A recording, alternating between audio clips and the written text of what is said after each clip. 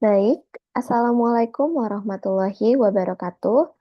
Selamat pagi, Bapak Sparta selaku dosen mata kuliah Metodologi Penelitian. Perkenalkan, nama saya Safa Putri Satria dengan NIM 2023 1211085. Pada kesempatan kali ini, saya akan mempresentasikan hasil proposal metodologi penelitian saya yang berjudul Pengaruh Bank Soundness Ratio terhadap Profitabilitas Bank Umum Konvensional KBMI 2 dan juga KBMI 3 periode 2020-2024.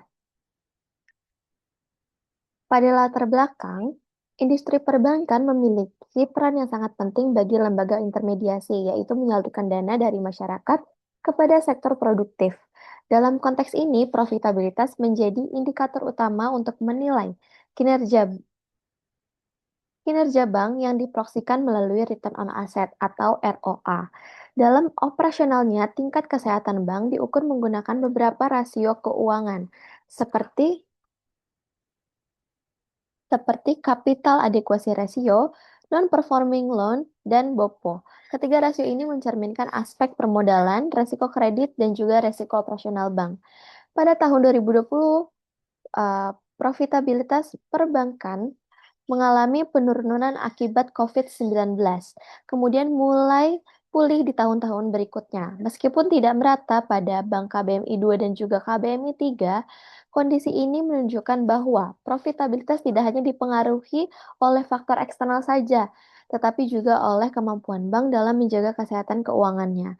Selain itu, penelitian terdahulu menunjukkan hasil yang tidak konsisten, sehingga penelitian ini penting dilakukan untuk memberikan bukti empiris yang lebih relevan. Selanjutnya, ada ruang lingkup masalah. Penelitian ini berfokus pada bank umum konvensional di Indonesia, khususnya kelompok KBMI 2 dan juga 3. Variabel independen yang digunakan adalah Bank Soundness Ratio yang terdiri dari CAR, NPL, dan juga BOPO. Sedangkan variabel independennya adalah profitabilitas yang diproksikan dengan ROA.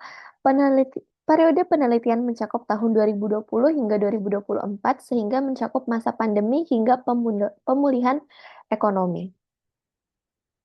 Selanjutnya ada rumusan masalah. Yang pertama adalah apakah CAR berpengaruh terhadap profitabilitas atau return on asset pada bank umum konvensional kelompok KBMI 2 dan juga 3 periode 2020 hingga 2024. Yang kedua, apakah NPL berpengaruh terhadap profitabilitas ROA pada bank umum konvensional kelompok KBMI 2 dan 3 periode 2020 hingga 2024. Yang ketiga, apakah biaya operasional terhadap pendapatan operasional atau BOPO berpengaruh terhadap profitabilitas pada bank umum konvensional kelompok KBMI 2 dan 3 periode 2020-2024. Dan yang keempat, apakah bank Soundness Ratio yang diproksikan oleh CAR, NPL, dan juga BOPO secara simultan berpengaruh terhadap profitabilitas ROA pada bank umum konvensional kelompok KBMI 2 dan 3 periode 2020-2024. Adapun tujuan penelitiannya yakni untuk menganalisis pengaruh CAR terhadap profitabilitas.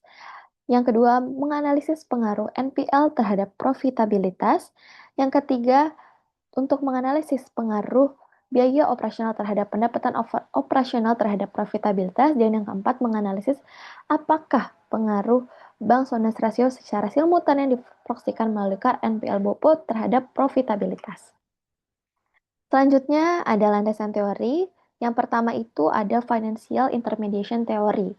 Nah, Financial Intermediation Theory ini menjelaskan bahwa bank berperan sebagai perantara dalam menghimpun dan menyalurkan dana.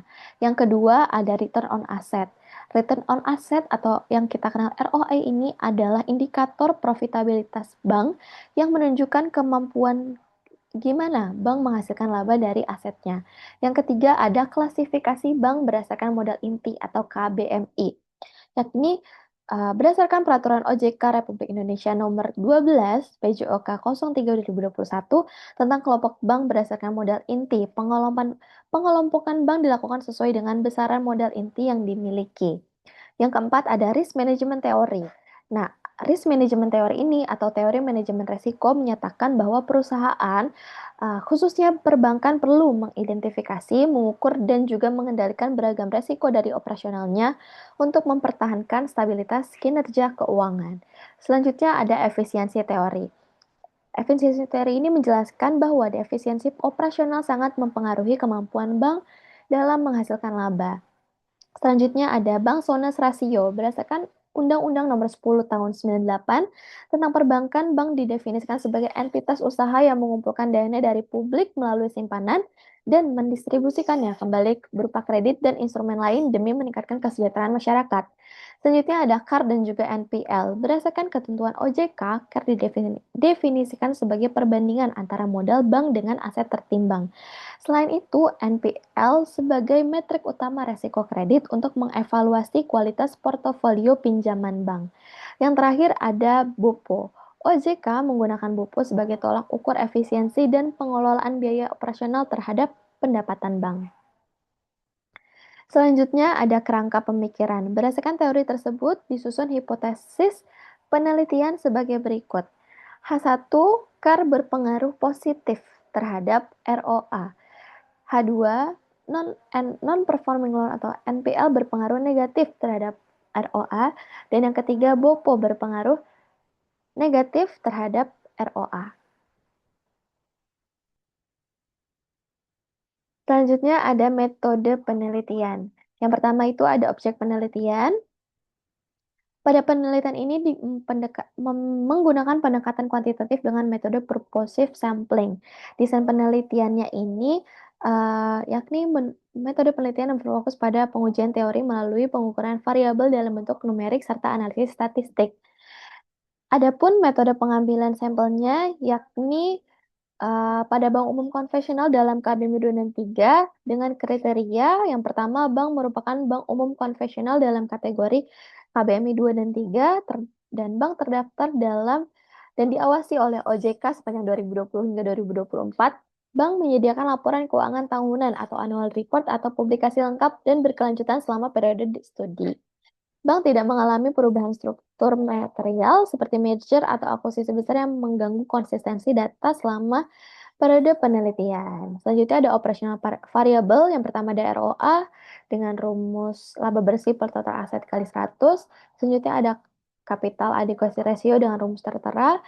Yang ketiga ada non-performing loan dengan rumus tertera dan biaya operasional terhadap pendapatan operasional dengan rumus tertera. Selanjutnya ada teknik analisis data.